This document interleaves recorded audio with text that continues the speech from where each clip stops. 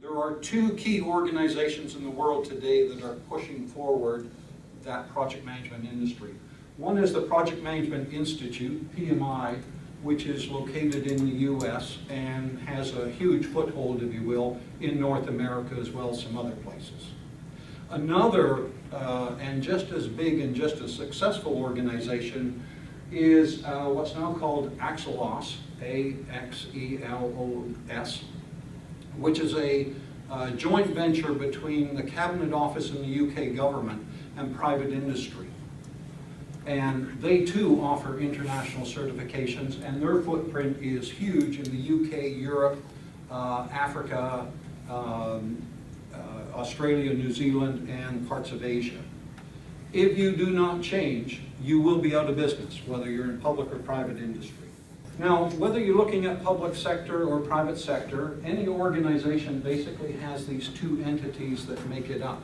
One is that need to change the business. I've got to keep up with my competitors, new opportunities, technology change, even the demographics. People are going to start retiring, especially in the Western world, and that means I've got to figure out new ways to deliver the same services.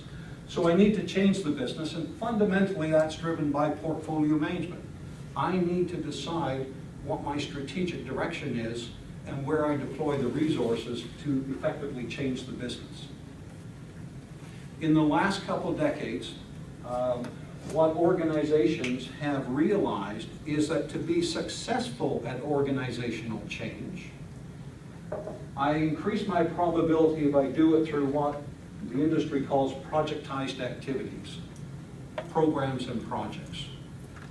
If I'm following the best practices in these, I will be much more successful at implementing change in my organization than if I try to do it through business as usual or other factors. We've determined that if we could put in secure video conferencing from our head office to regional offices across Canada and elsewhere, that we could save 15% on travel and living. Now that 15% isn't going to happen right away. This is going to be a new technology for them. They're used to a lot of frequent flyer miles.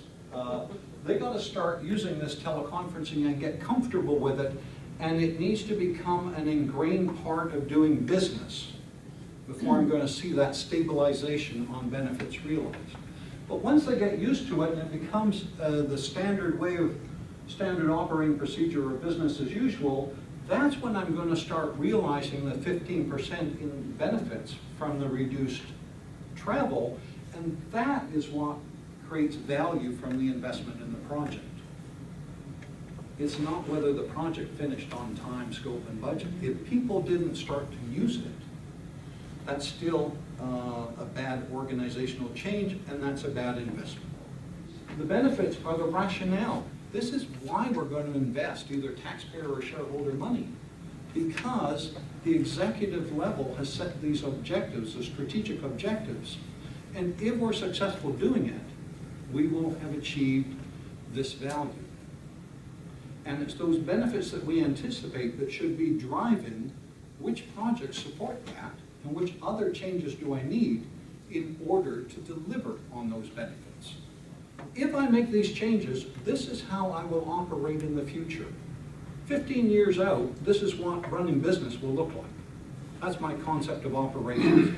Now, given we've agreed on the vision, I need to think through how that will benefit my organization.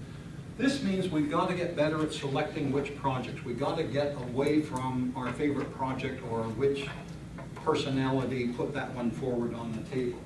We've got to figure out which 33 out of those 50 are the ones that really will generate the maximum value.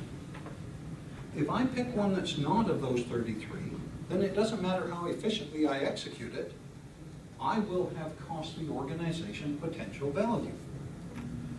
So, again, if we are a little more honest, a lot of times our projects are getting close to the end, and then we start thinking about, well, who's got to take this from me? How are they going to use it? Have I done all the documentation? We need this done up front. The life cycle usually costs much more than the original procurement, and therefore the life cycle costs are what should go into the investment decision. especially in aerospace defense, real properties, those kinds of areas.